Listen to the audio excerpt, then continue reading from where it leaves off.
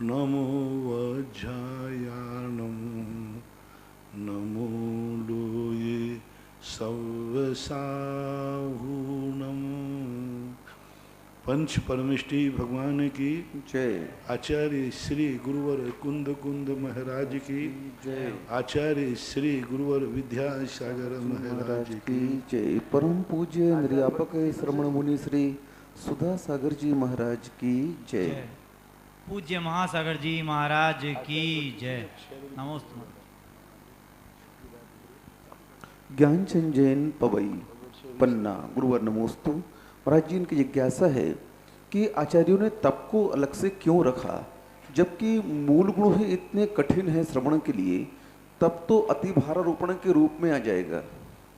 नहीं, मैंने आज प्रातःकाल प्रवचन दिया ना, तप अपने अपराध का एक प्रायश्चित है। तप एक अपराध की सजा है। अपराध होने के बाद यदि सजा नहीं होती तो अपराध बराबर बना रहता है। इसलिए अपराध करने के बाद सजा को अति भारारोपण नहीं मानना चाहिए।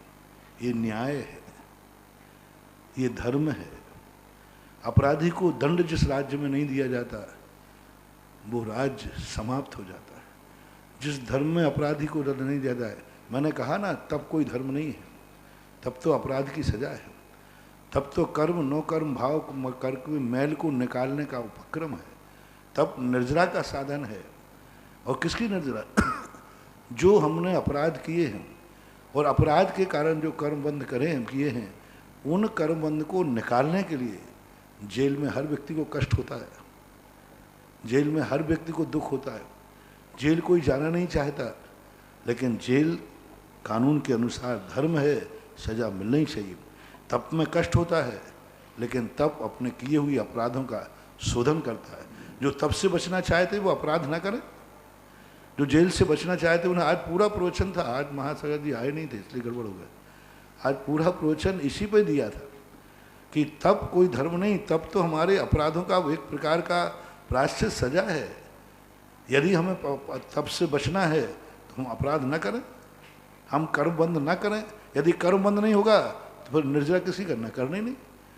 बंद करने से, बंद से छुटकारा पाने के लिए तप है, तो अब उसके लिए तो कष्ट होता है। तो होवे ये अति भारारोपण में जो मानता है उसको अकाम निर्जरा होती है। और जिसको अपने आप को ये मानता है कि अपराध किया है तो सजा मुझे स्वीकार है, तो उसकी सकाम निर्जरा होती है।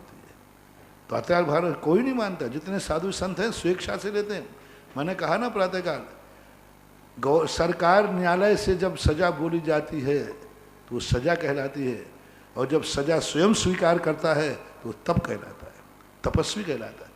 तपस्वी स्वयं हर्षपूर्वक आनंदपूर्वक सजा को स्वीकार करता है, इसलिए तप है। और वहाँ सजा वो स्वीकार नहीं करता, दी जाती है, इसलिए वो जेल है, पापियों का स्थान है, और ये धर्मात्मा का स्थान है। ऐसा वंदना पवन जैन सतना गुरुवर नमोस्तु। महाराज जी, इनकी जिज्ञासा है कि आपने दोपहर में कहा कि सप्तम अध्याय जो रखा हुआ है वो न आश्रम में आता है न संबर में, जबकि महाराज जी इस अध्याय में पूरे व्रतों का वर्णन किया गया है, श्रवणों के व्रतों का और अनुव्रतियों के व्रतों का वर्णन किया गया है। तो ये तो संबर अधिकार मानना चाहिए महाराज जी इसे? नहीं, क्योंकि इसमें क्या है, ये कर्मों को संबर नहीं करा रहा है, ये राग द्वेष पापों से बचा रहा है। मैंने कहा ना कि राग द्वेषों से कर्म बंद होते हैं, राग द्वेषों से कर्म का आश्रय होता है, लेकिन ऐसा कोई उपाय हो जो राग द्वेष ही नहीं कराए।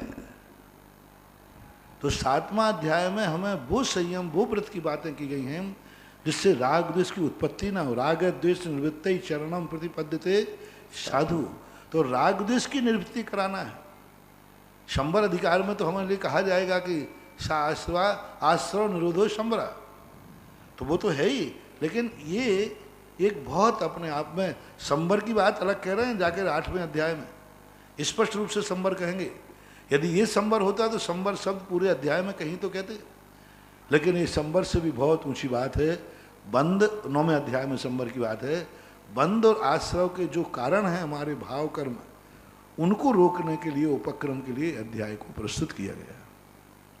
ब्रती श्राविका किरण जैन अमरपाटन गुरुवर नमोस्तु। महाराज जी, इनकी जिज्ञासा है जो अहिंसा महाव्रत में आलोकित भोजनानी आया है, तो महाराज जी मुनि महाराज तो वैसे ही रात्रि में भोजन करते नहीं हैं, तो फिर इस भावना को इस अहिंसा महाव्रत में क्यों रखा गया?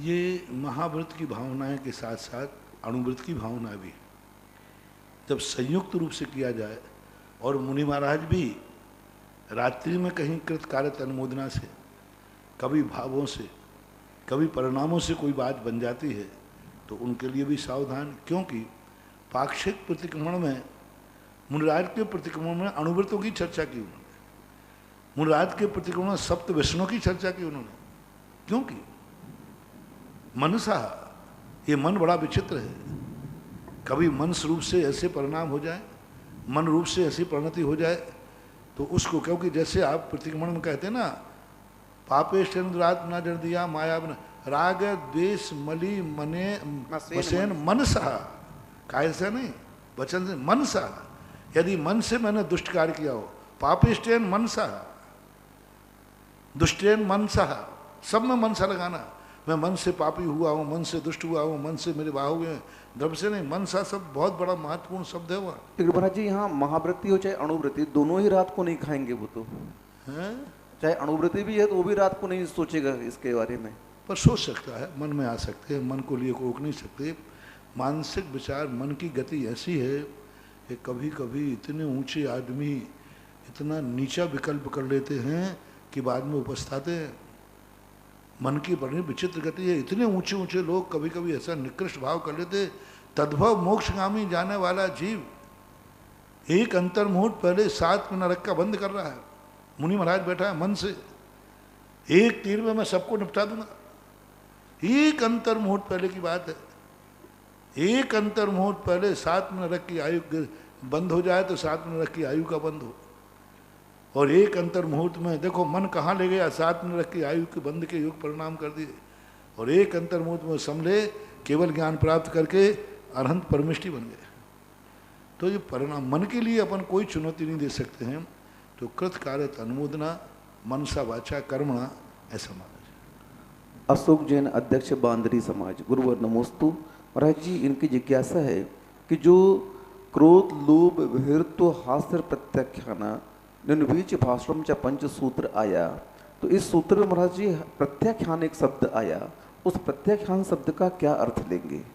प्रत्याख्यान का अर्थ है क्रोध लोभ वीरत्व हास्य प्रत्याख्यान, इन 4 का प्रत्याख्यान करना, भावना है ना ये जी। तो क्रोध नहीं करना, ऐसा भाव करना, मैं क्रोध नहीं करूंगा, आज क्रोध नहीं करूंगा, मैं क्रोध नहीं, लोभ का हास्य का, इसका प्रत्याख्यान। और एक रूढ़ अर्थ में प्रत्याख्यान का अर्थ होता है उन चीज़ों का प्रत्याख्यान जो हम अब ग्रहण नहीं करेंगे। जैसे हमारे यहाँ रूढ़ अर्थ में आता है, कहाँ गए थे आचार्य शिवा, प्रत्याख्यान लेने, अब कुछ नहीं बोला आगे, आहार करके आए थे तो बोलते प्रत्याख्यान लेने गए थे, अब काय का प्रत्याख्यान लेने गए थे, एक उसमें गर्भित है, तो रूढ़ अर्थ में अर्थ आ जाता है, और वहाँ जो प्रसंग अर्थ में है इन 4 का प्रत्याख्यान करना। महाराज जी जो भावनाएं बताई जा रही हैं, तो इन भावनाओं को निषेध रूप से बताया जा रहा है कि अपने जीवन में नहीं करना, तो महाराज जी इसमें एक अनुवीची भाषण जो आया है ये तो विधि रूप में आ गया इसमें, तो विधि और निषेध दोनों ही है ना, उसमें बहुत सारे विधि रूप में भी है, मैत्री प्रमोद कारण माध्य, नहीं अभी पंच भावनाओं में जो पांच भावना में कुछ भावना विधि रूप में भी हैं अपने आप में। एरिया समिति देख के चलो वाली आए, तो ये समिति आए, एरिया समिति, भाषा समिति आदि आए, तो इसमें आया है। और यहाँ पर कोई बात नहीं, विधि और निषेध से कोई फर्क नहीं पड़ता। आप क्रोध ना करके हम वहाँ कहते क्षमा भाव रखो, कह सकते थे, कह सकते थे कि शौच भाव रखो, क्षमा भाव, शौच भाव, निर्भय भाव, ये कह सकते थे। तो ये तो कथन करने की शैली होती है, कर दिया, कोई बात नहीं। जहाँ अपने यहाँ निषेध कथन हुआ वहाँ विधि कथन वहाँ जरूर है। अस्ति है तो नास्ति जरूर है, और नास्ति है तो अस्ति जरूर है। बाबूलाल जैन, दीनदयाल नगर, सागर, गुरुवर नमोस्तु। महाराज जी जो अचौर्य महाव्रत की भावना आई, उसमें जो सधर्मी विषमवाद और भैक्ष शुद्धि जो 2 भावनाएं रखी हैं, इससे चोरी का दोष कैसे लगेगा महाराज जी? विषमवाद इसलिए लगता है कि साधर्मी की बात को हमारे लिए किसी भी रूप में राग द्वेष भाव नहीं करना चाहिए। हम साधर्मी से बात करें, वो हमारा साधर्मी है, हम अपनी वस्तु को ही द्रोहित कर रहे हैं, तिरस्कृत कर रहे हैं। यानी उसको हम तिरस्कृत कर रहे हैं विवाद करके, उसको नीचा दिखा रहे हैं, उसकी बात को हम खंडित कर रहे हैं। तो ये कहलाता है विषमवाद। अच्छी बात पे नहीं होता चोरी का दोष महाराज जी। हाँ, तो इसलिए कर रहा हूँ कि हम अपने साधर्मी से कोई बात नहीं छुपाना चाहिए, और हम उसको छुपा रहे हैं, उसको दबा रहे हैं। तो किसी चीज का शोषण करना भी चोरी के अंतर्गत आता है। और आहार तो श्रावक दे रहा है महाराज को, तो भय की पर वस्तु मैंने बता दिया था ना, पर वस्तु पर हमें कोई परिणाम करने का अधिकार नहीं। ये वस्तु मुझे मिल जाए चोरी है, आहार है तुम्हारा नहीं है, ग्रस्त का है, और हम परिणाम कर रहे हैं कि ये आहार मुझे मिल जाए, इस आहार को मैं उपलब्ध कर लूँ, तो वे चोरी है। हम उसको शुद्धिपूर्वक ग्रहण नहीं कर रहे हैं, अशुद्धि। पराई वस्तु को किसी भी रूप में चाहे ना, चोरी के रूप में आता है। सविता प्रमोद जैन, कोयला वाले, दिल्ली। गुरुवर नमोस्तु। महाराज जी, इनकी जिज्ञासा है, जो चौथी भावना आई है उसमें स्त्री राग आदि कथा के लिए मना किया है कि नहीं करना चाहिए। तो महाराज जी, हमारे पूज्य आचार्यों ने जो वर्तमान योग के ग्रंथ लिखे हैं और उसमें इन स्त्रियों का बहुत विस्तृत से वर्णन उन्होंने दिया, तो क्या उनके ब्रह्मचर्य व्रत में दोष लगेगा क्या? नहीं किया, उन्होंने वर्णन नहीं किया। उन्होंने तो पुराण की विधि को अपनाया है। पहले राजा महाराजा होते थे, हर चीज की विधि होती थी, संवाद होते थे, युद्ध नहीं होते थे।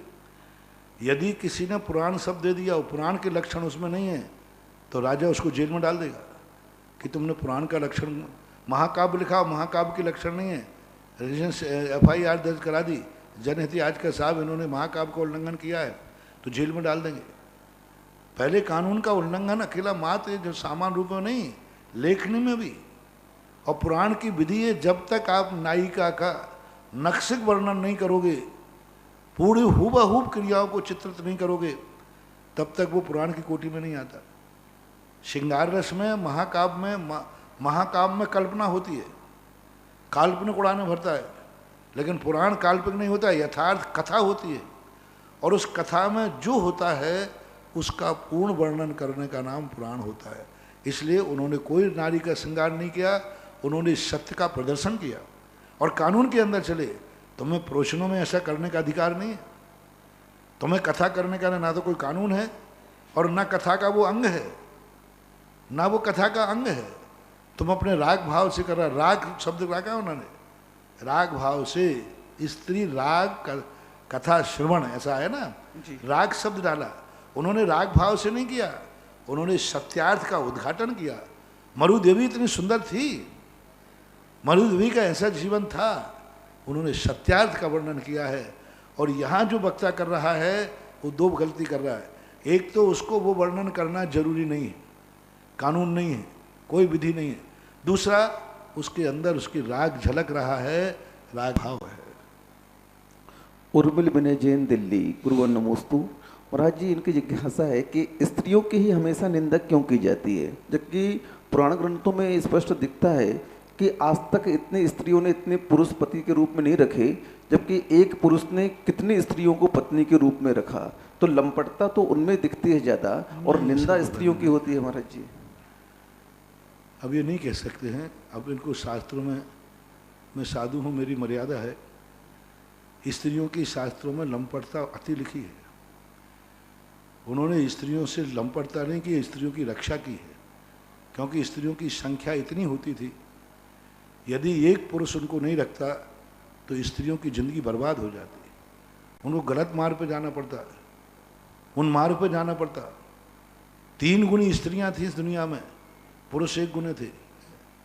तो विवाह करके स्त्रियां, पहले राजा अनेक रानियां होने के बाद भी ग्रहण करते थे, क्योंकि वो समर्थ होता था, उसके संरक्षण में उनकी जिंदगी की सुरक्षा थी, सुरक्षा थी, लंपटता से नहीं, सुरक्षा थी। राजा है, उनको मालूम है कि इसकी 1000 रानियां हैं, लेकिन फिर भी वो उनसे शादी करने को तैयार है, क्योंकि वो जानते थे हाँ मेरी जिंदगी की सुरक्षा है, जिंदगी का सब कुछ है।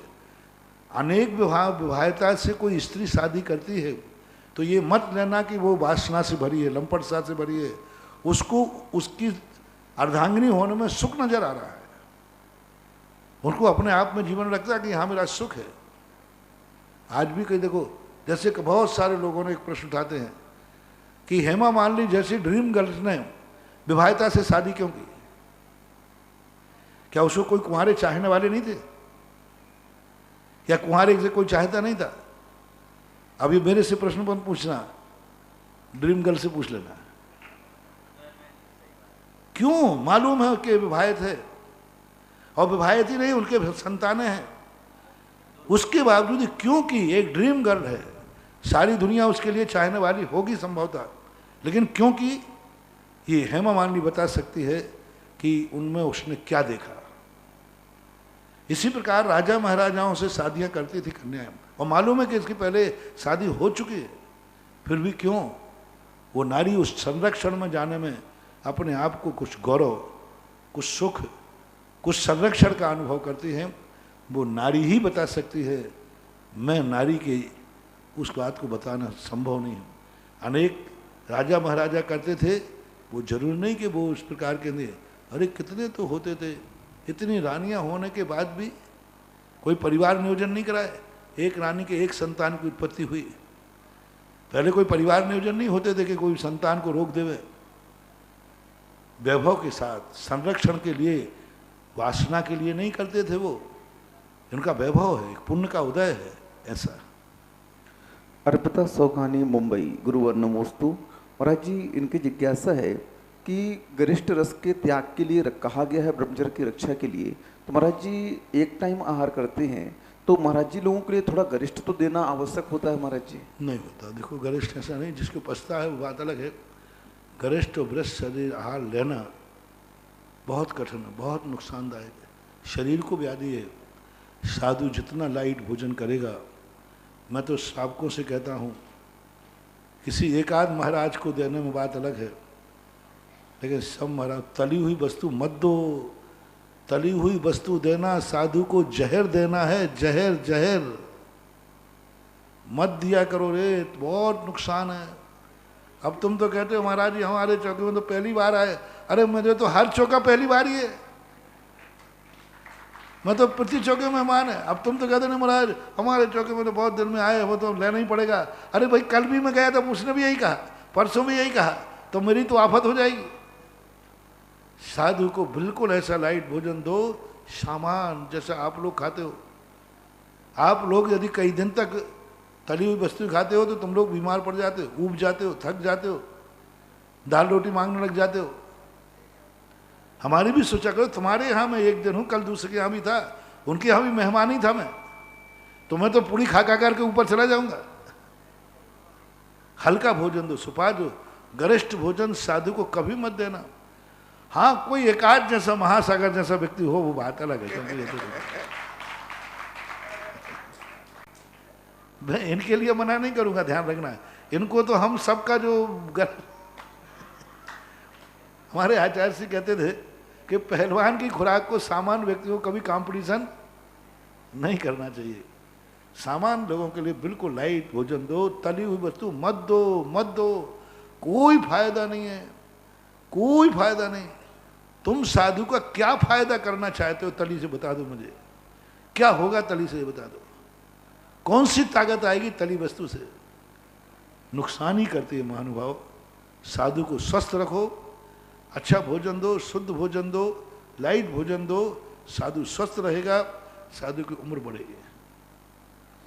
पूजा आत्मप्रकाश लोहाड़िया, भीलवाड़ा। गुरुवर नमोस्तु। महाराज जी इनकी जिज्ञासा है कि हिंसा दिस बिहाम उत्तरा पाया वद दर्शम, जो सूत्र आया इसमें अपाय एक शब्द आया महाराज जी। अपाय का अर्थ होता है अनर्थ, और एक अपाय विषय धर्म ध्यान में अपाय शब्द आता है, तो इस दोनों अपाय में क्या अंतर है महाराज जी? अपाय का अर्थ होता है एक प्रकार का हीन भाव, दुर्भाव। संस्कृत कोश में अपाय का अर्थ होता है दुर्भाग्य, हीन, बिछुड़ जाना, अलग हो जाना, नष्ट हो जाना। ये संस्कृत में अपाय शब्द के अर्थ होते हैं। कुछ अपाय रूढ़ अर्थ में भी प्रयोग होता है, जैसे अपाय विषय धर्म ध्यान, अपाय विषय धर्म ध्यान भी होता है। तो इस प्रकार के अर्थ लगाना चाहिए। प्रदीप जैन, छतरपुर। गुरुवर नमोस्तु। महाराज जी सम्यक दृष्टि की किसी से दुश्मनी हो सकती है क्या व्यवहार में? अब सम्यक दृष्टि की क्यों नहीं होती? व्यवहार में हो सकती है, निश्चय में हो सकती है। निश्चय में कर्मों से दुश्मनी है। श्रावकों से, परे समाज वगैरह से? हाँ क्यों नहीं, व्यवहार के दुश्मनी गिरस्त है, कुछ भी हो सकता है, किसी से भी खटपट होने में कोई बाधा नहीं है। कसाय है दुश्मनी, भरत ने बाहुबली को दुश्मन मान लिया, कितने समय से भरत पांडव आदि में देखो सब में चलता है, कोई बाधा नहीं हो सकता। राम कुमार जैन, गंजबा सौदा, गुरुवर नमोस्तु। महाराज जी, इनकी जिज्ञासा है कि जो सर्कस में तिरंजों के माध्यम से खेल आदि देखा जाता है तो वह हिंसा की कोटि में आएगा क्या महाराज जी? अब आपके परिणामों के ऊपर आधारित है। एक सामान्य मनोरंजन की दृष्टि से देख रहे हैं, सामान्य रस ले रहे हैं, एक कला की दृष्टि से देख रहे हैं, और एक उसको शौक मान के देख रहे हैं। उसने सींग मार दिया, जैसे बैलों बैलों की लड़ाई होती ना, अरे मजा आ गया, देखो उसने क्या तलवार मारी, क्या मारा, तो बंद हो गया नियम से। अच्छा। मंजू महेंद्र छावड़ा, जयपुर, गुरुवर नमोस्तु। महाराज जी, इनकी जिज्ञासा है, एक पुरुष अगर कई स्त्रियां रखता है तो क्या वह सुधार संतोष व्रत का धारी बन सकता है? क्यों नहीं बनेगा, कोई बाधा नहीं है ही। सुधार संतोष व्रत का 96,000 है तो भी, 8,000 है तो भी, 16,000 है तो भी, कोई बाधा नहीं है। अच्छा, इसलिए मैंने कहा था परिमाण, धन यानी स्त्री का भी परिमाण करो कि तुम कितनी स्त्रियां रखोगे, लेकिन बैलेट कितनी रखना वो उसके बाद है। ललित जैन, महावीर मार्बल, बांसवाड़ा, गुरुवर नमोस्तु। महाराज जी, इनकी जिज्ञासा है, आज के समय पे नहीं है, आज की व्यवस्था बिल्कुल भिन्न है। आज की अवस्था तो एक से अधिक विवाह करना कानूनन अपराध है, स्त्रियों पर अन्याय है, अन्याय, बहुत बड़ा अन्याय है, क्योंकि आज स्त्रियों की संख्या कम है और पुरुषों की संख्या ज़्यादा है, तो पुरुषों के प्रति बहुत अन्याय, कानूनन अपराध है। और पहले जो शादियाँ होती थी राजी खुशी से होती थी, पूर्व पत्नी की सलाह से होती थी। पूर्व पत्नी की सलाह से, जब वो पत्नी सलाह देती थी, पहले की नारियां उसमें खुश होकर के अपने पति की शादी की तैयारी करती थी और गर्व महसूस करती थी, मेरा पति वो है जिसकी इतनी रानियां हैं। सौतन नहीं मानती थी, सौतन मानने वाली नारियां कभी सौतन को बुलाएंगी नहीं, लेकिन रानियां तैयारी करती थी अपने पति के लिए। चक्रवर्ती आदि का वैभव देखो, तो वो सहमति लेकर करते थे। पूर्व रानी की सहमति होती थी, सहमति कहती थी तब, और सहमति नहीं होती थी तो भी स्वीकार करती थी। महाराणा प्रताप की जब वीरबाई से शादी हुई तो जो जीवंताबाई थी वो उनको देखते ही नाराज हुई। राणा प्रताप के पिताजी उदय सिंह के, उस समय की स्थिति हुई, नाराज हुई। जब जीवंताबाई को ये पता चला कि उदय सिंह राणा की ये मजबूरी थी और एक बहुत बड़ा कलंक उनके ऊपर लगने वाला था, उस कलंक से बचने के लिए उन्होंने वीरबाई से शादी की, तो बड़े सम्मान के साथ उसे महल में प्रवेश किया और अपनी बहन का रूप मान करके, और उसने जो और रानियों ने जो विद्वेष था उनको समझाया कि अपने पति ने शादी नहीं की है, अपने पति ने अपन सबका मस्तक ऊंचा उठाया है। जीवंताबाई जो उनकी और अन्य रानियां थी, धीरबाई वगैरह, जो वो आक्रोश में हो गई कि आपने हम लोगों की अनुमति के बिना ये चौथी शादी कैसे कर ली। तब जीवंताबाई ने जो उपदेश दिया, क्योंकि वो यथार्थ को जान चुकी थी कि राणा साहब ने, उदय सिंह ने ऐसी शादी नहीं की, इसके अंदर इतनी बड़ी समस्या थी, तो क्या उपदेश दिया, फिर उन्होंने जाकर के उसको स्वीकार किया। तो ये चीज़ों को थोड़ा सापेक्ष करके सीखना पड़ेगा। कोई एक नियामक निर्णय दे देना अन्याय होगा। बहुत विवाह करना ठीक है ऐसा कहना भी अन्याय होगा, और उस समय ठीक नहीं था ऐसा कहना भी अन्याय होगा। द्रव्य क्षेत्र काल भाव की परिस्थितियां होती हैं, ये सामाजिक व्यवस्थाएं हैं। समाज बैठ करके जो उसको स्वीकार करती है वो सुधार संतोष में आएगा, बराबर आएगा। सुधार संतोष का एक में संतुष्ट होने का नाम नहीं है, अपनी पत्नी में संतुष्ट होने का नाम सुधार संतोष। ललित जैन, महावीर मार्बल, बांसवाड़ा, गुरुवर नमोस्तु। महाराज जी, ये पूछ रहे हैं कि समाज में बहुत सारे व्यक्ति रहते हैं, अपन को पता है कि ये व्यसनी है, शराब पीता है, तो उस व्यक्ति के व्यसन को जान करके क्या उसको अभिषेक आहार आदि की छूट देनी चाहिए? ये सामाजिक व्यवस्था है, इनको माइक से नहीं खोला जा सकता, विसंवाद है। यहाँ से हमसे खुलवाना चाहता है व्यक्ति, तुम्हारी हिम्मत हो तो उसके संबंध में सारे बाजार में खोल के कहो ये शराब पीता है, बहिष्कार करता हूँ, मानहानि के कोर्ट में फंसा देगा, जेल में जाके बैठ जाओगे। हाँ, साधु के मुख से साधु के सामने पंचायत करना लगे, यदि है तो तुम सामने आओ और नाम बताइए। नाम क्यों नहीं बताते फिर, इतने दिलेर हो तो, कि फलाना व्यक्ति मैं हूं। अब वो चाहे तुम्हारे लिए FIR दर्ज कराए, चाहे सिर फोड़े, यदि सत्य को उजागर करना है तो ठीक, और नहीं है तो थोड़ा सा मर्यादा में रहो। या तो उसको उजागर करने की हिम्मत हो तो सामने आके नाम लेके कहो, हमारी बुराई हो जाएगी, वो हमें कोर्ट भेज देगा, तो फिर चुपचाप बैठो। जय हो। परम पूज्य आचार्य गुरुदेव श्री विद्यासागर जी महाराज के परम आज्ञानुवर्ती शिष्य निर्यापक श्रमण मुनि पुंगव श्री सुधासागर जी महाराज के मुखारविंद से देश विदेश में अपने घरों पर विराजित टीवी के समक्ष, जिनवाणी चैनल के माध्यम से, सुधा कलश चैनल के माध्यम से घर बैठे अपनी जिज्ञासाओं का समाधान पा रहे हैं, देख रहे हैं, सुन रहे हैं, उन सभी भक्तों की ओर से गुरुवर के चरणों में त्रिवार नमोस्तु नमोस्तु नमोस्तु। इस क्षेत्र पर विश्व के बड़े बाबा जो कहलाते हैं पार्षद भगवान, उस वेदी पर स्वर्ण कार्य के लिए 51 रुपये की राशि रतनलाल राव का, निर्मल रेखा सोनी, महावीर नगर इंदौर। 10 लक्षण महापर्व की जो पूजा चल रही है उसके लिए 11,000 रुपये की राशि नीलेश कासरीवाल, गांधीनगर गुजरात। और बिजौलिया में चलने वाली असीमकालीन भक्तांबर विधान हेतु एक परिवार ने असीमकालीन भक्तांबर में भी नाम दिया है, और उसी परिवार ने ज्ञानोदय तीर्थित नारिले के लिए तीर्थ रक्षक बनने की स्वीकृति दी है। वो परिवार है श्रीमती सुशीला जैन, पत्नी नेमीचंद, संगीता, राजेश कुमार, अर्जित, अर्पित, अर्जिता, समस्त, चंद्रा वस्त्रालय परिवार, ललितपुर मध्य प्रदेश। एक साथ इन्होंने 2 काम अर्जित किए हैं। बिजौलिया क्षेत्र के लिए असीमकालीन भक्तांबर राजकुमार, सुधा, मुदिता, मेघा, आदित्य जैन, बैकुंठपुर कोरिया। बिजौलिया क्षेत्र के विधान के लिए श्रीमती पुष्पा देवी टोंगिया, अनिल, ममता, अंकुर, अंकिता, अंकित, पूनम, हर्षित, आर्जा, बावन, अन्वित, समझ टोंगिया परिवार, पुणे महाराष्ट्र। चांदखेड़ी में चलने वाले विश्व की सबसे मनोज्ञ अतिशयकारी चमत्कारी प्रतिमा के समक्ष भी विधान करने का भाव जिन्होंने व्यक्त किया है, ऐसे 5 महानुभावों ने अपनी स्वीकृति दी है। सभी जगह क्षेत्रों पर 51,000 रुपये की राशि फिक्स है। वीरेंद्र कुमार जैन प्रेस वालों की पुण्य स्मृति में चंदा, अकलंक, अंकिता, अनुराग, मोनिका, आशी, अनिमेश, नैना जैन, ललितपुर। स्वर्गीय दूसरा नाम बरसी दरलाल जी की पुण्य स्मृति में मयूरी, अमित, कुमोदना, दीपा, मनीष, भूमि, केतन, समीक्षा, सृजन, हनी, स्वाति, सार्थक, हैप्पी, श्रुति, सुभाष, आभ्या जैन, समस्त बिस्कुट परिवार, विदिशा। तीसरा नाम प्रदीप कुमार जैन, आशा जैन, सचिन, मोनिका, राहुल, रुचि, आरव, अंश, राहुल, शालिनी, रियांश, दिल्ली, सपरिवार, कानपुर। चौथा नाम है पुष्पचंद जी, प्रमोद, लोकेश, अमन, तुषार, हर्षिल, रूप्य कुमारी, रेणु कुमारी, सौम्या, सुरलाया परिवार, सारोरा कला, खानपुर। 5वां नाम है कमल कुमार, सावन कुमार, छाड़ा, ऊषा, कमल कुमार, प्रियंश, अनवी जैन परिवार, निवासी धामनौद, जिला धार। प्रथम जिज्ञासा है महाराज श्री आपके चरणों में पवन वंदना सतना। महाराज श्री आपने आज दोपहर में तत्वार सूत्र के दौरान कहा था कि स्त्री कथा नहीं करना चाहिए, फिर प्रथमान योग ग्रंथों में श्रृंगार रस का इतना अधिक वर्णन क्यों होता है? हमने वर्णन का समाधान किया, अभी प्रश्न आ चुका है जी। अगला प्रश्न है अर्चित जैन, सिंगौली से।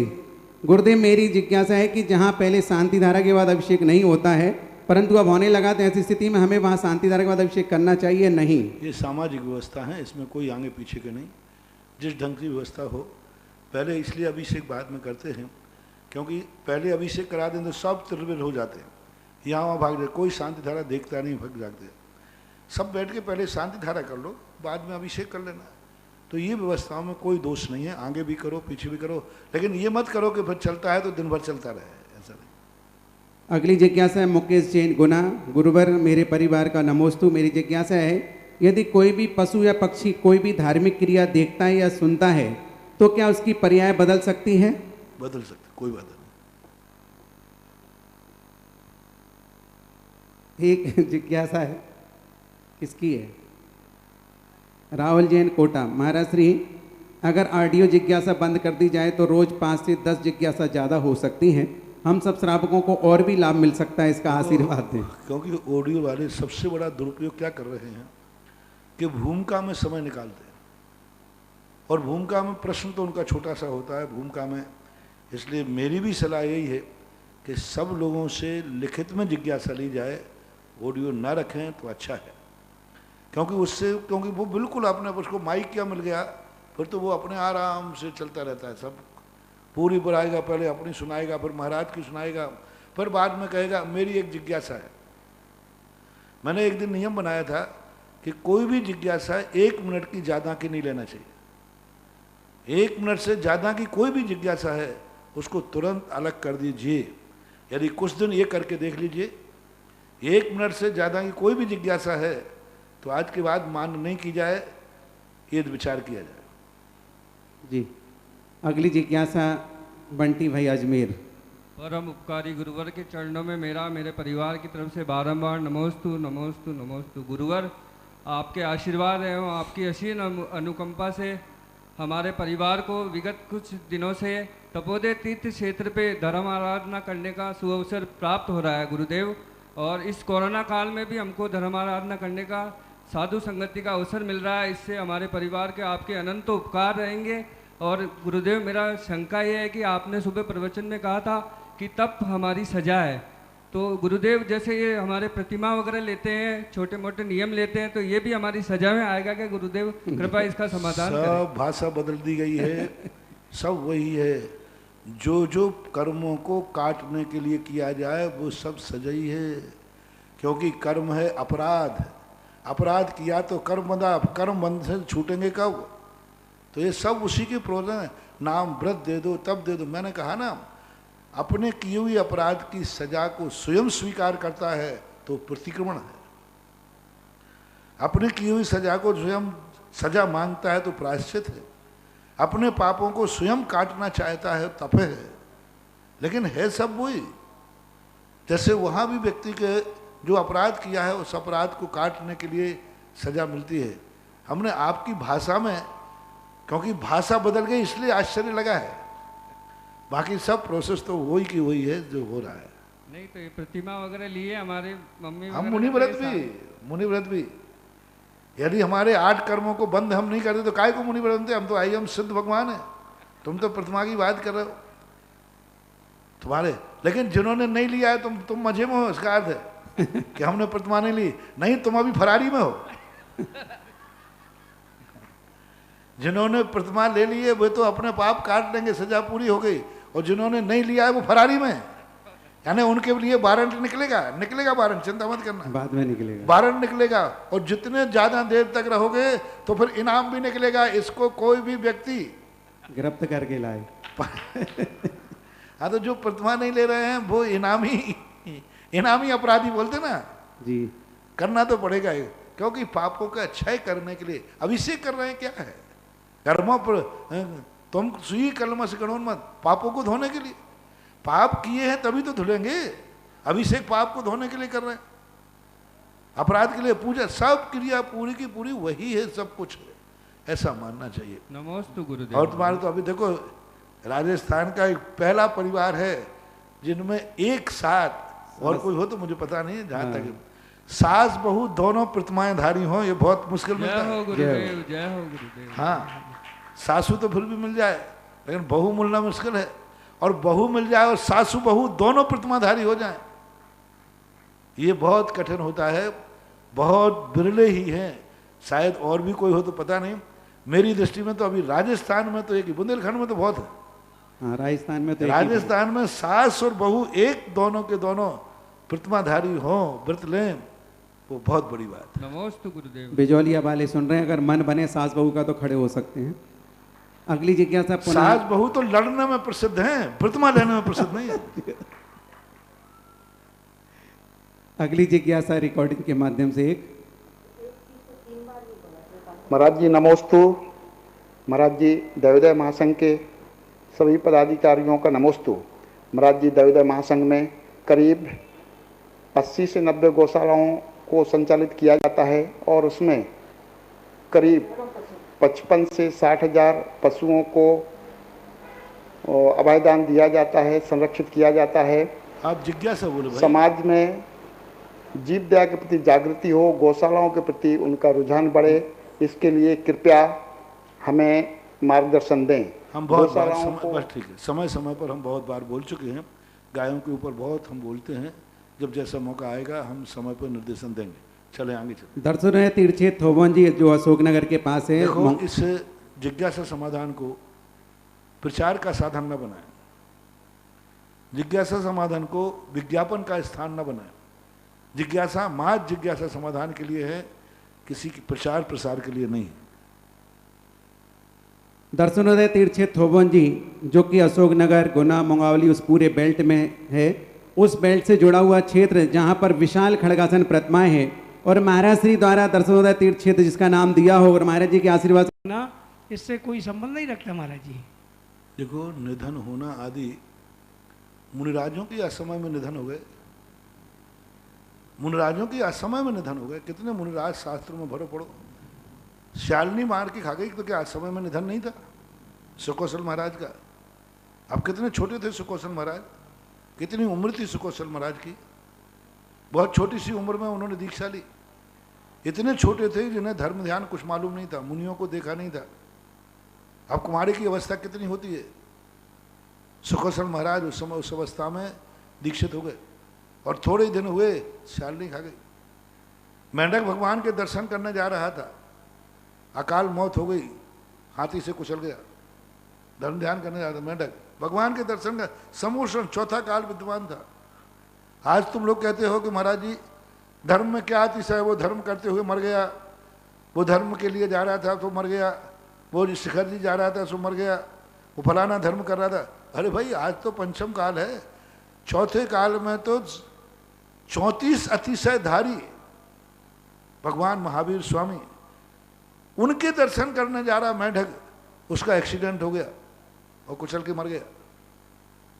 तो अब कहो कि भगवान के 34 अतिशयों ने क्या कर लिया?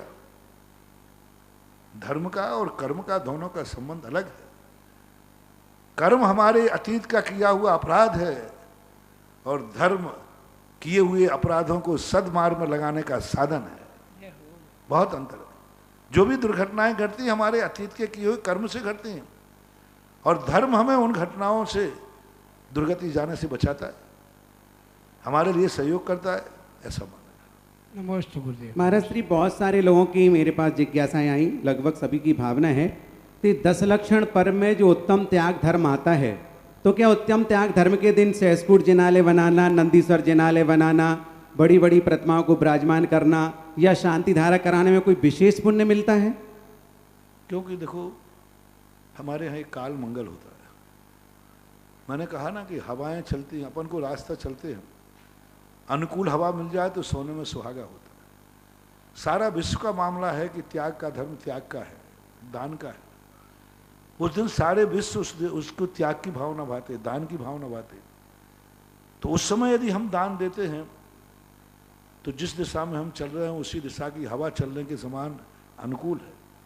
द्रव्य, क्षेत्र, काल, भव, भाव, अभी कहा था ना कि विधि द्रव्य दात्री पात विशेषा तद विशेषा, तो इनका फर्क तो पड़ता है।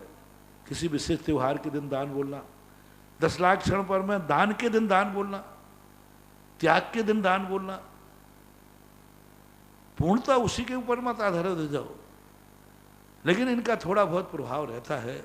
और शुभ में शुभ के कार्य करना, क्योंकि सारा विश्व उस दिन को त्याग का धर्म मानता है, और उसी दिन तुम त्याग कर रहे हो, धर्म के स्थान पर धर्म कर रहे हो, अच्छी बात है। एक व्यक्ति अधर्म के स्थान पर धर्म कर रहा है और एक धर्म के स्थान पर धर्म कर रहा है। एक पर्व के दिन उपवास कर रहा है और एक बिना पर्व के दिन कर रहा है। अष्टमी चौदस के दिन ही क्यों कहा गया कि आज तुम संयम धारण करो? सप्तमी को क्यों नहीं कहा? क्या फर्क पड़ता है सप्तमी और नवमी में? नहीं फर्क पड़ता है। मैंने एक दिन इसकी व्याख्या की थी, उन्होंने कहा कि तुम 7 दिन खाइए 2 बार, अष्टमी को नहीं। आप 7 दिन असंयम में रहें, उनको नहीं कहा तुम 14 के दिन रहना। अब 14 के दिन असंयम करना अलग प्रभाव है, 14 के दिन संयम करना अलग प्रभाव है। इसके लिए पूज्यवर रविशरण महाराज ने पद्म पुराण के अंदर लिखा, रावण के मुख से कहलवाया। रावण कहता है अष्टान का पर्व में युद्ध चल रहा है, और एक रावण ने घुस दिया कि हम विद्या सिद्ध करने जा रहे हैं। मंत्रियों ने कहा साहब क्या कर रहा है, युद्ध सामने पड़ा है, ये विद्या तो बाद में भी सिद्ध हो सकती है। बोले नहीं, जो विद्या 6 महीने में सिद्ध होती है, पर्व के दिनों में वही विद्या 8 दिन में सिद्ध हो जाती है। अष्टान का पर्व था, कितना बड़ा उसने काल बना। जो विद्या 6 महीने में सिद्ध होगी, भाग्य से अष्टान का पर्व आ गया है, युद्ध को विराम कर दिया, और वो कितना फायदा, कहाँ 6 महीने का और कहाँ 8 दिन में वो विद्या सिद्ध हो जाती है। ये है काल का प्रभाव, ये है उस अष्टांग का पर्व का प्रभाव कि अष्टांग का पर्व में यदि हम जाप करेंगे 8 दिन नहीं 4 ही दिन में उसने विद्या सिद्ध कर ली। अष्टांग का पर्व थे इसलिए। तो ऐसा शास्त्रों में वर्णन आता है कि काल भी एक मंगल है। त्याग का दिन में त्याग करने का भाव, उस दिन अपने दान बोलने का भाव कि हम मंदिर बोलेंगे, हम मूर्ति विराजमान करेंगे, हम ये त्याग करेंगे, जिसकी जो भावना होती है करने से उस दिन की महिमा बढ़ती है और उस दिन की महिमा से तुम्हारे दान में भी फर्क पड़ता है। जैसे किसान होता है ना, किसान यदि समय पे यदि गेहूं बोता है तो उसकी फसल अलग होती है और जो कभी भी बोल देता है तो उसकी फसल तो अलग अंतर होती है। तो इनके प्रभाव हैं, तभी तो ये पर्व बनाए। ये अलग अलग नाम से पर्व बनाए हैं, इनके भी कोई ना कोई रीजन है, कोई ना कोई इनके प्रभाव है। बंधु ये मौका मिला है 10 लक्षण महापर्व में, वो भी उत्तम त्याग धर्म के दिन, इस क्षेत्र पर बनने वाला नंदीसर जिनालय जो कि विशाल पाषाण का होगा, खुले आसमान के नीचे होगा। मैंने पहले भी कहा था, फिर कह रहा हूं कि कमरे के अंदर नहीं, हॉल के अंदर नहीं, खुले आसमान में विशाल पाषाण का जिनालय होगा। ढोलक के आकार के ऊपर बनेगा पूरा जिनालय। गर्भगृह होगा, विशाल प्रतिमा होगी, शिखर होगी, गर्भगृह होगा, श्रृंगार चौकी होगी जहां बैठ के आप पूजन करेंगे। ऐसे जिनालय में आप दान देना चाहते हैं तो 25 गिलास के कुछ जिनालय शेष बचे हैं, ये मौका मिला है और 5 साल की समय अवधि है। आप अगर इस समय पर बीज डालेंगे तो ये मान के चलना अनंत गुना फल देने वाला होगा। सहसकूट जिनालय में हमारे पास कुछ 5 लाख वाली प्रतिमाएं बाकी हैं, 5 गिलास वाली, अगर वो भी विराजमान करना चाहें तो उसमें भी दे सकते हैं। और भी अगर उससे कम क्षमता है तो सहसकूट जिनालय के लिए हमारे पास बिजौलिया क्षेत्र है, दर्शनोदय तीर्थ है, गुणोदय है, जहां आप चाहें, जहां आपकी श्रद्धा हो वहां पर आप सहसकूट जिनालय की प्रतिमा भेज सकते हैं। और कल उत्तम त्याग धर्म के दिन जो शांति धारा कराना चाहते हैं तो शांति धारा के लिए भी अभी शाम को रात तक अपने नाम भेज सकते हैं ताकि शांति धारा में प्रातःकाल जुड़ सकता है। अगली जिज्ञासा पुनः रिकॉर्डिंग के माध्यम से। मैं पुष्पा जैन, पत्नी गौतम जैन, जयपुर से। महाराज जी, मेरा व मेरे परिवार का मन वचन काय से नमोस्तु नमोस्तु नमोस्तु। महाराज जी, आज के तत्वार सूत्र के 7वें अध्याय में पर व उपदेश पढ़ा। स्वयं चौके में उपस्थित न रहकर आहार दान की वस्तु चौके में आहार के लिए देकर आना अतिचार है क्या? कृपया शंका का समाधान करें। पर उपदेश पढ़ा, चौके में दूसरे की वस्तु उठा के दे देना, दूसरे की वस्तु देना, अपनी ने देकर दूसरे की देना, तो चोरी का तो दोष ही। उसे कहने पर दिया है तो बात नहीं, बिना कहे उसकी वस्तु दे दी। जैसे आजकल चौकों में धमाल चौकड़ी होती है, बाहर से गए और यूं जाकर उठाया, हाँ ये लीजिए महाराज, तेरे बाप का है जो दे रहा है। हाँ बिल्कुल यूं, और जाकर के बाहर से पहुंचेंगे और वहां के चौके की थाली पर कब्जा और कर लेंगे और फिर अपने हाथ से देने का प्रयास करेंगे। अरे भाई उससे पूछ लो, वो कहे तो। हमारे शास्त्र में कहा दूसरे के चौके में उसकी अनुमति के बिना जाना चोरी है। अब ये बात अलग है कि तुम लोगों ने एक दूसरे से पहले, महाराज हम लोगों ने पहले ही सलाह कर ली कि हम लोग एक दूसरे में जाएंगे, ठीक है चलेगा, लेकिन उसको बुरा लग रहा है कि तुम क्यों आए। तो पहले से तुम्हारी अनुमति है, सबकी सहमति है, ठीक है, लेकिन ये उस समय की बातें कहीं नहीं जिस समय व्यक्ति को दूसरे की वस्तु को दे रहा है तो चोरी के अंतर्गत आएगी आएगी। अगली जिज्ञासा निर्मल जी काला, चांद जी की खेड़ी। नमोस्तु गुरुदेव, नमोस्तु। जैन समाज की संख्या निरंतर घट रही है। आज़ादी के समय 2 करोड़ लगभग आबादी थी और 70 वर्ष अभी 55 लाख के करीब रह गई। तो इसका क्या कारण है और इसका अब भविष्य क्या है और उपाय क्या है? मेरे से पूछ रहा हूं, मैं क्या बताऊं? सबसे बड़ा कारण है जैन समाज का पढ़ा लिखा होना। पढ़े लिखे होने से सबसे बड़ा कारण है परिवार नियोजन। जैनियों ने सबसे ज्यादा परिवार नियोजन का प्रभाव, क्योंकि पढ़ी लिखी समाज है। पढ़ी लिखी समाज ज्यादातर सुधारवादियों के बहकावे में आ जाती है। इसका परिणाम है कि ये स्थिति हो रही। अभी चीन में देखो एक बड़ी समस्या खड़ी हो गई, बूढ़ों की संख्या बढ़ गई वहां, क्योंकि वहां उत्पत्ति पर एक संतान उत्पन्न करने का कानून है। यहाँ तो हम 2 और हमारे 2 का बात है, वहाँ हम 2 और हमारा 1।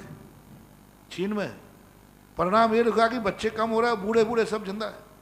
तो वृद्धों की संख्या इतनी बढ़ गई कि वहाँ सबसे ज़्यादा वृद्ध आज दुनिया में जो चीन में है, जवान कम होते जा रहे हैं।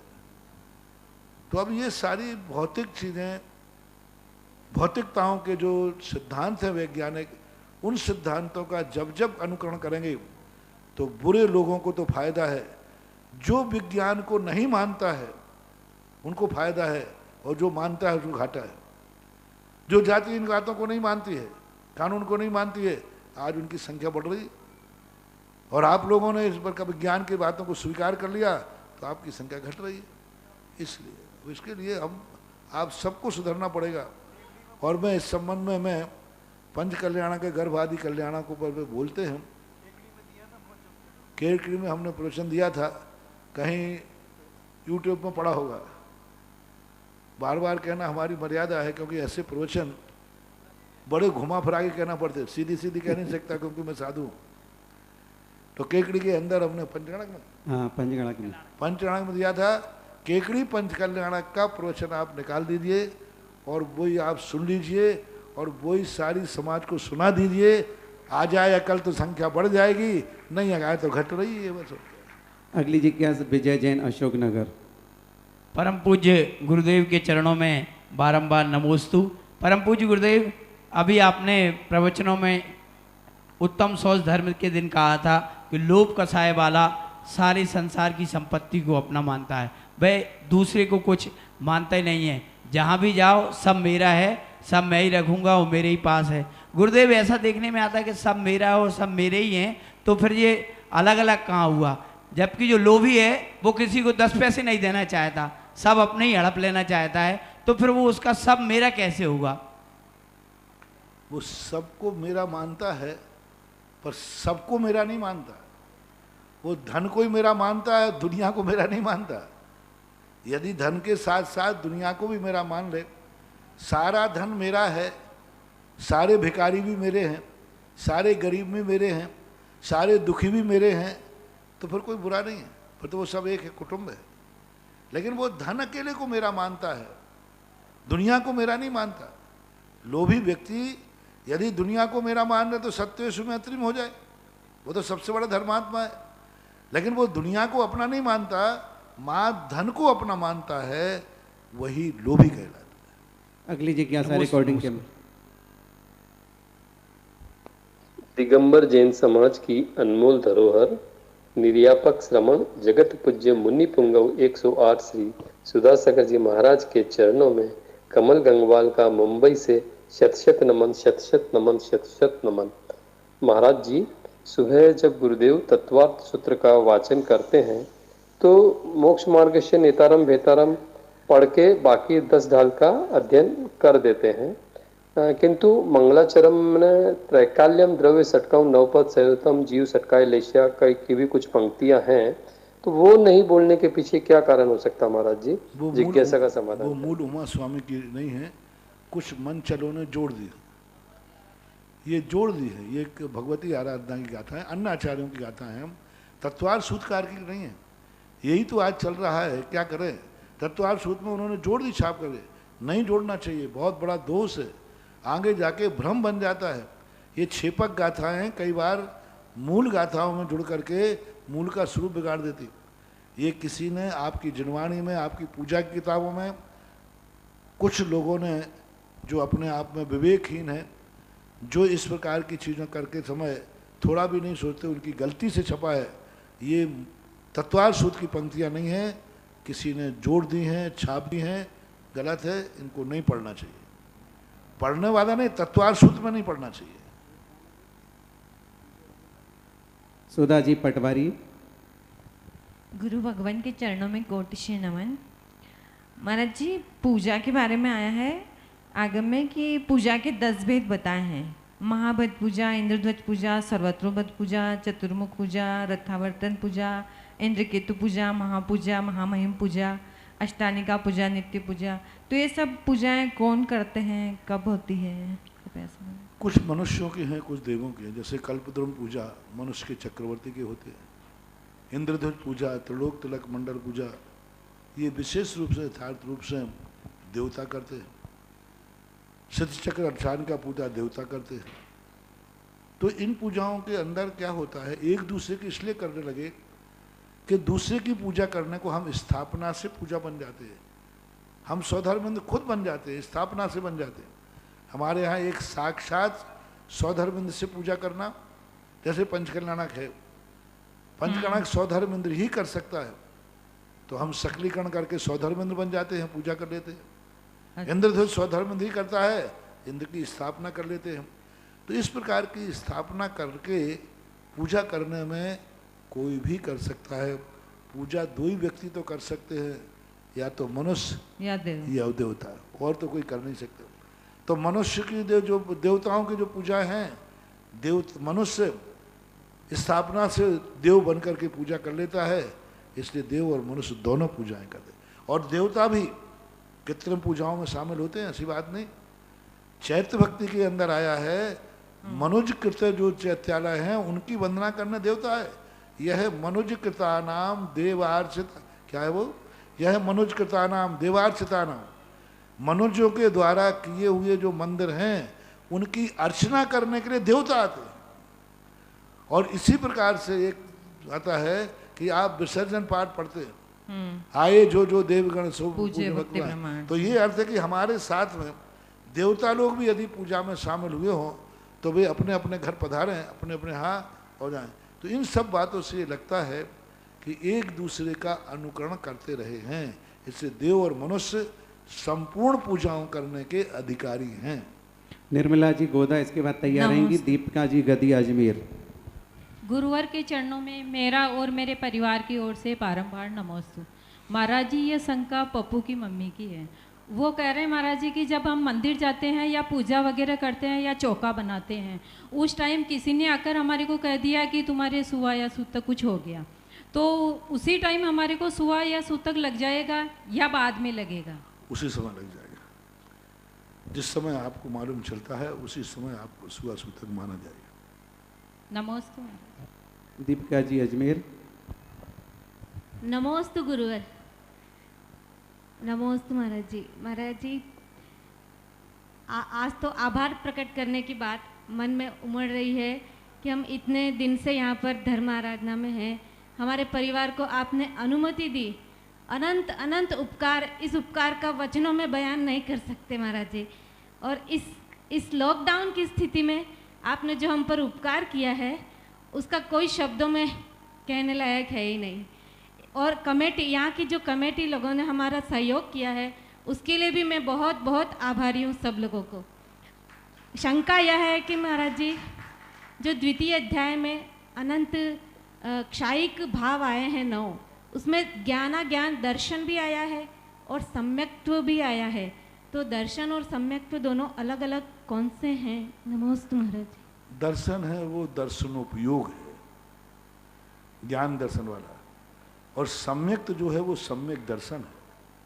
सम्यक दर्शन अलग चीज है और दर्शनोपयोग अलग चीज है। सम्यक दर्शन मोक्ष मार्ग में आने के बाद ही प्रकट होता है, दर्शनोपयोग तो अनादि अनंत काल से। सम्यक दर्शन आवरण रूप नहीं रहता, दर्शनावरणी है, सम्यक तो अवर्णी नहीं है। सम्यक तो मोहिनी कर्म के अभाव से, मिथ्यात्व कर्म के अभाव से प्रकट होता है, वो आवरण रूप नहीं रहता, उसके अभाव में प्रकट हुआ है। मिथ्यात्व सम्यक दर्शन को ढाके नहीं था, मिथ्यात्व सम्यक दर्शन को ढाके नहीं था, मिथ्यात्व कर्म के अभाव में फिर उसकी उत्पत्ति होती है। और दर्शनावरणी में आवरण होता है, दर्शन गुण को ढांकता है, दोनों भिन्न भिन्न चीजें हैं। नमोस्तु महाराज जी, नमोस्तु। चलते हैं, आरती के लिए तैयार रहेंगे। इसके पहले जिनवाणी स्तुति हेतु का अवसर करेंगे 9 बार नमोकार मंत्र। और आरती के लिए तैयार रहेंगे श्रीमान चांदमल जी, पुत्र प्रभुलाल जी, वर्धमान जी, प्रकाश जी ठग परिवार, जिन्हें आज आहार दान करने का सौभाग्य मिला था। परम पूज्य महाराज जी की आचर्य हुई थी। दूसरे तेजमल जी, पवन कुमार, सुनील कुमार जी, धारणप्य परिवार बिचौलिया। देखो अभी एक बात जैसे कही ना कि आपने अनुमति देकर उपकार किया, भाई कोई दूसरे लोग अनुमति लेने मत आ जाना। कोरोना टाइम में पहले बहुत जम का जेल होता है, यहाँ पर बहुत जम का जेल होता है, वहाँ मच्छर खाते हैं, कोई सुविधाएं नहीं है, दरी पर बैठना पड़ता है। रुकिए भाई, तो ऐसी स्थिति, इसलिए कोई बाहर से चौके वाले यहाँ नहीं आवे, नहीं आवे, नहीं आवे। नहीं तो इन्होंने बोल करके आपत कर दी, सब कहते अपन भी चलो। ये बात है पहली बार बोली, मैं बाहर वालों से पहले कहता कोई से बोलना मत। जिनको यहाँ आते हैं उनसे स्पष्ट कहता हूँ कि दूसरों से कहो यहाँ महान कष्ट हैं, नरकों जैसे कष्ट हैं, यहाँ बहुत परेशानियाँ हैं, बहुत। ये बोलो दूसरे वाले को, जिससे दूसरा नहीं आ पाए। आने वालों से मेरा कहना बिल्कुल भी प्रयास नहीं करें। देखो आचार्य जी के पास अभी तो कुछ लोगों ने उद्दंडता की, कुछ दिल्ली के लोग मिलकर के उद्दंड करके वहाँ जाकर घुस गए और 2-4 दिन गए और 2-4 दिन के बाद वो पॉजिटिव निकल आए। अब उनको पुलिस ढूंढ भगाते फिर सब कुछ। देखो अब कितना अनर्थ कर दिया। वहाँ जाकर के पहुँच गए, वहाँ पर घुस गए अंदर और घुस करके अब आचार्य जी तो कुछ बोलते नहीं और वहाँ घुसकर पॉजिटिव होते। आचार्य जी कमरे में चले गए, आहार देने के आहार दे के आ गए और बाद में 3-4 दिन बाद पॉजिटिव मिले। यहाँ पहले में 8 दिन 10 दिन तक इंदुर्रा परिवार से पूछो, थोड़े से संकेत होने पर 11 दिन तक कोरोना ट्रांसफर किया गया इनको और कोई दया नहीं की गई। इसलिए सब मेरा कहना है बाहर वालों से, आचार्य श्री के संग में वहाँ जाकर कोई मत जाओ। कई वीआईपी लोग जो आचार्य श्री को अपना भक्त समझते हैं विशेष रूप से, वे सबसे ज़्यादा उद्दंडता कर रहे हैं और वे यहाँ वहाँ से प्रयास करके और वहाँ घुस जाते हैं।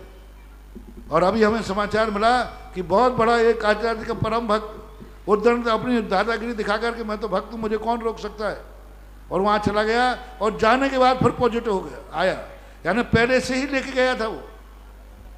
तो ऐसी गलतियाँ नहीं करें। कोई भी संघों में बाहर से आने वालों की अनुमति नहीं है, खास तौर से इंदौर बिजोलिया में, और बिजोलिया में तो खास तौर से बाहर वालों को कोई अनुमति नहीं है, कृपया करके ना आवे। महाराज जी कई लोग तो कह रहे हैं हम तो 2 महीने स्कूल में रहने भी तैयार हैं, नहीं आवे, कोई अनुमति नहीं।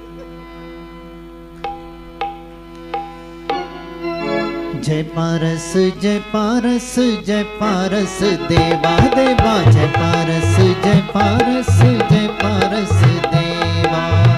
सुर नर मुनि जन तब चरणन के करते नित सेवा हो देवा। जय पारस जय पारस जय पारस देवा देवा, जय पारस जय पारस जय पारस देवा।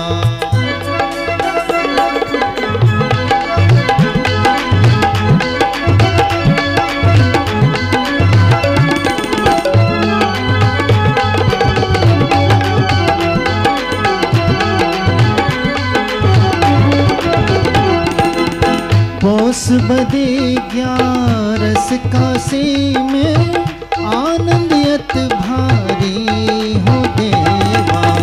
अशुसैन घर बामा के उर लीन अवतारी हो देवा। जय पारस जय पारस जय पारस देवा देवा, जय पारस जय पारस जय पारस देवा।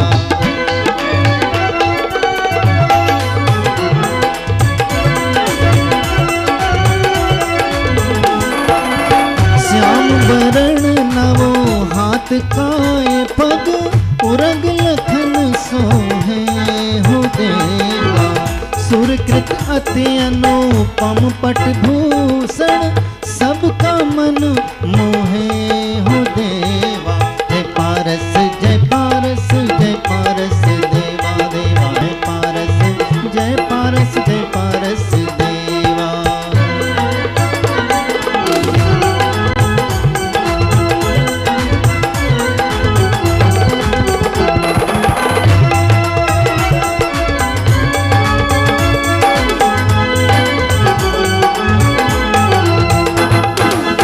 जलते देख नाग नागिन को मंत्र नमकार दिया हो देवा।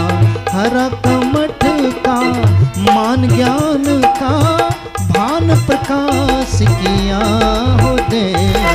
जय पारस जय पारस जय पारस देवा देवा, जय पारस जय पारस जय पारस देवा।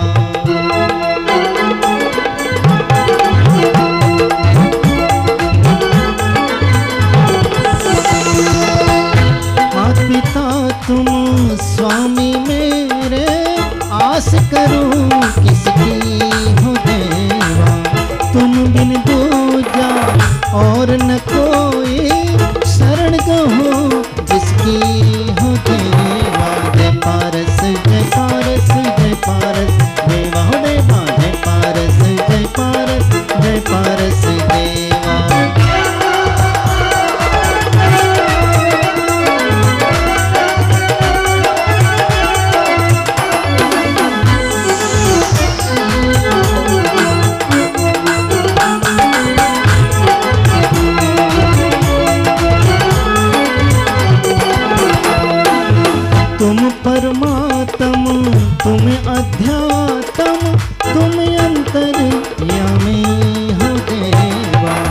स्वर्ग मोक्ष पति भी के दाता, त्रिभुवन के स्वामी हो देवा। जय पारस जय पारस जय पारस देवा देवा, जय पारस जय पारस जय पारस देवा।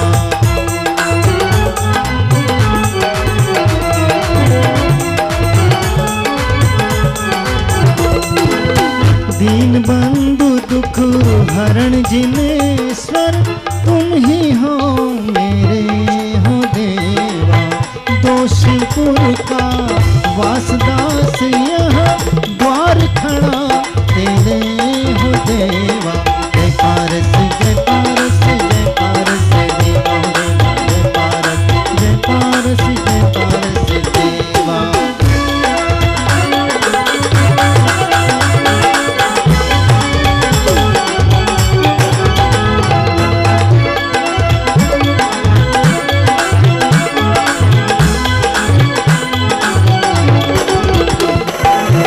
विषय विकार मिटाओ मन का, अरज सुनो दाता हो देवा। जिया लाल कर जोड़ प्रभु के चरणों चित लाता हो देवा। जय पारस जय पारस जय पारस देवा देवा, जय पारस जय पारस जय पारस देवा। सुर नर मुनि जन तब चरणन की करते नित सेवा हो देवा। जय पारस जय पारस जय पारस देवा हो देवा, जय पारस जय पारस देवा हो देवा, जय पारस जय पारस।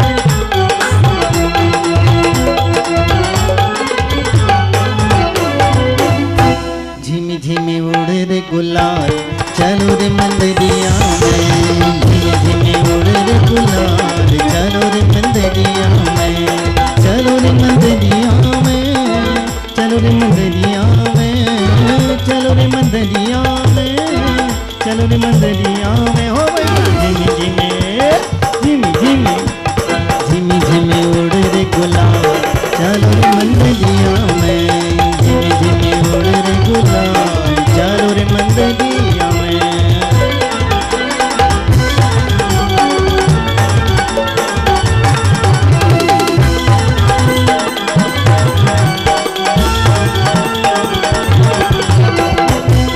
मंगल आरती कीजे, विधि मंगल आरती कीजे। पंच परम पद भज सुख लीजे, पंच परम पद भज सुख लीजे। झिमी झिमी झिमी झिमी उड़ रे गुलाल, चालो रे मंदिरिया में। झिमी झिमी उड़ रे गुलाल, चालो रे मंदिरिया में।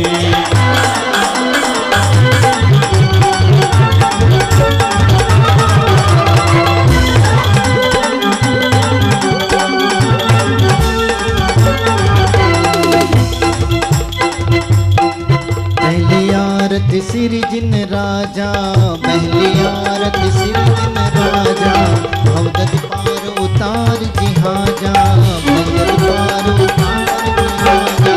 दूसरी आरती सिद्धन केरी, दूसरी आरती सिद्धन केरी। सुमिरन करत मिटे भव फेरे, सुमिरन करत मिटे भव फेरे। झिमी झिमी झिमी झिमी उड़ रे गुलाल, चलो रे मंदिरिया में। झिमी झिमी उड़ रे गुलाल, चलो रे मंदिरिया में।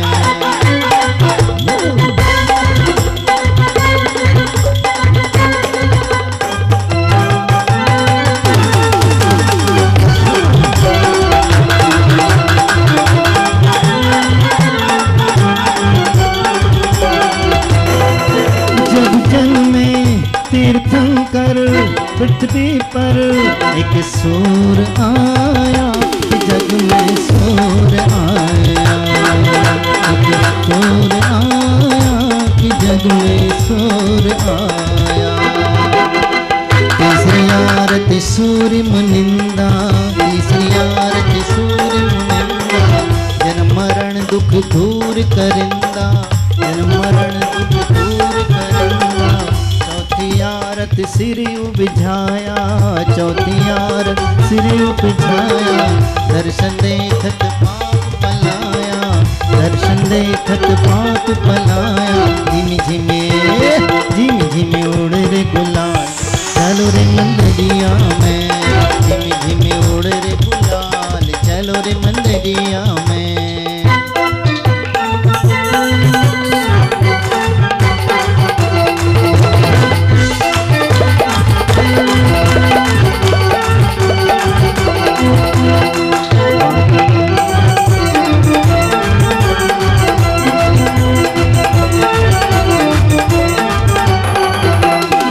पांचवी आरत साधु तिहारे, पांचवी आरत साधु तिहारे, कुमति विनाशन शिव अधिकारी, कुमति विनाशन शिव अधिकारी।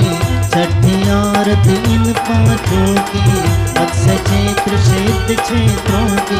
झिम झिमे उड़ रे गुलाल, चलो रे मंदिरिया में, झिम झिमे उड़ रे गुलाल, चलो रे मंदिरिया में।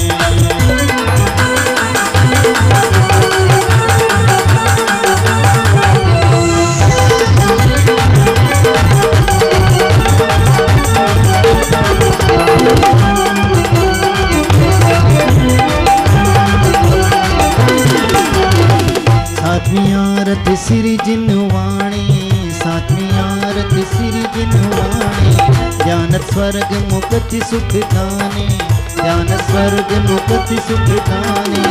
संध्या करके आरती कीजे, अपनो जन्म सफल कर लीजे, अपनो जन्म सफल कर लीजे।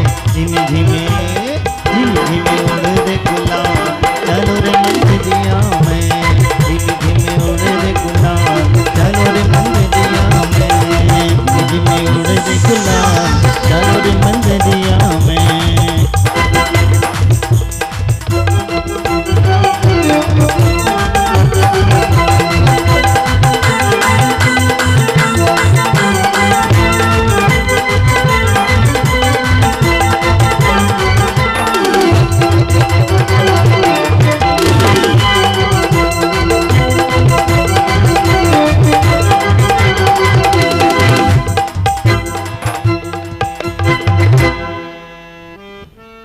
क्या कभी अंबर से सूर्य बिछड़ता है, क्या कभी बिन बाती दीपक जलता है।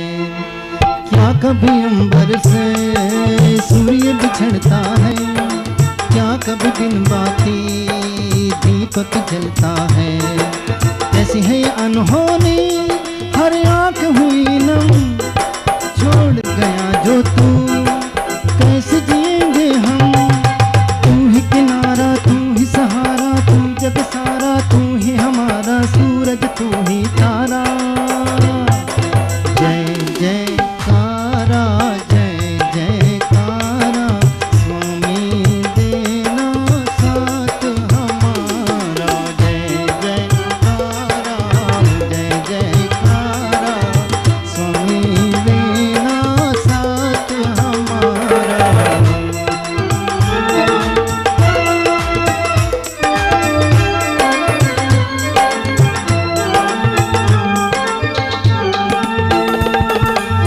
जहाँ तेरे पाँव पड़े वो धरती अंबर हो जाए।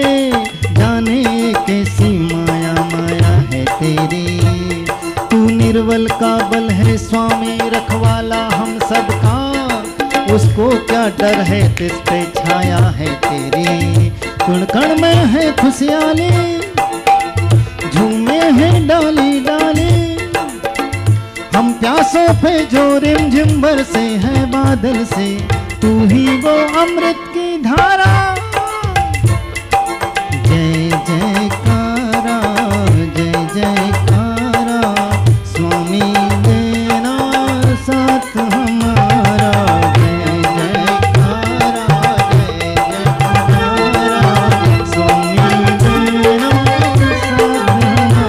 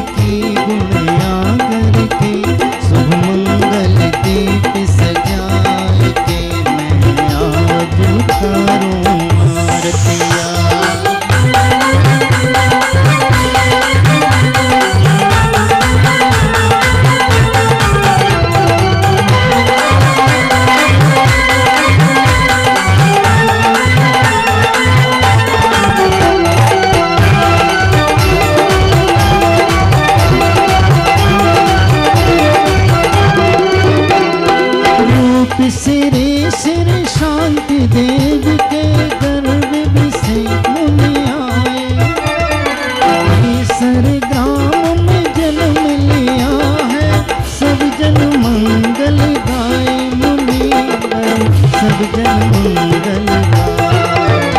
नारागी पीना केश की ले आत्म ज्योति जगाए हो, मैं आज उतारूं आरतियाँ विद्यासागर की, सुधा सागर की, शुभ मंगल दीप सजाएंगे, मैं आज उतारूं आरतियाँ।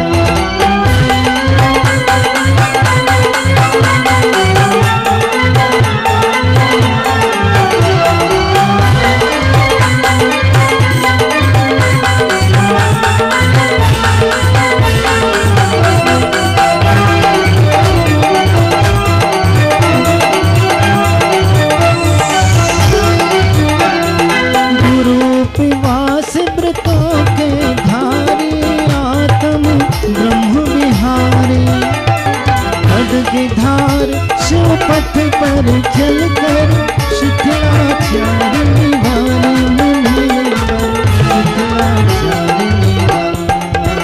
ग्रह त्यागी की वैरागी की, ले दीप सुमन का थाल हो, मैं आज उतारूं सुख सागर की, महासागर की, शुभ मंगल दीप सजाएंगे, आज उतारूं आरतियाँ।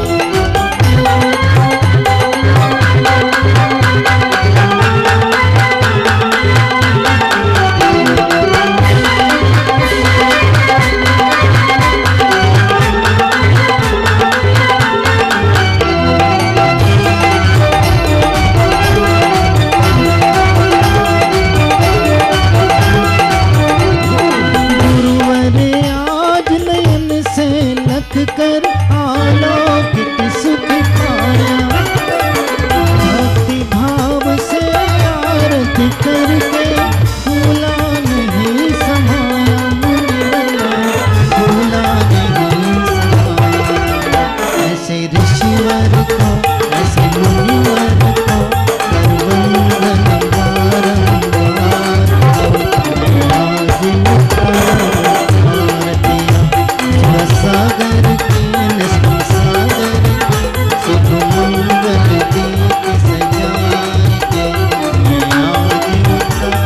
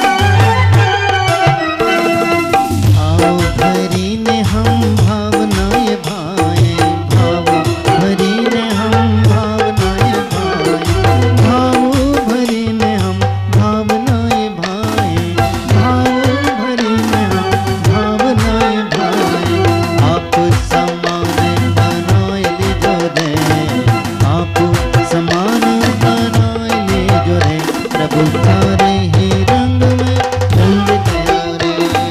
रंग मा रंग मा रंग मारे, रंग मा रंग मारे, प्रभु थारे ही रंग में रंग गया रे।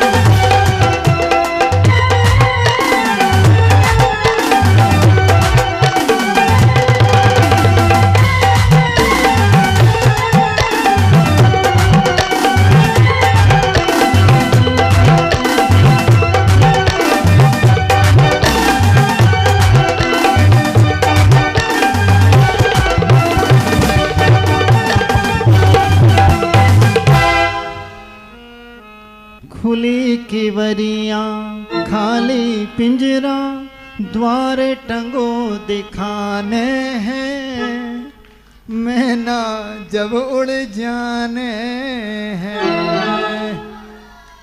अब कल उड़ेगी अब तो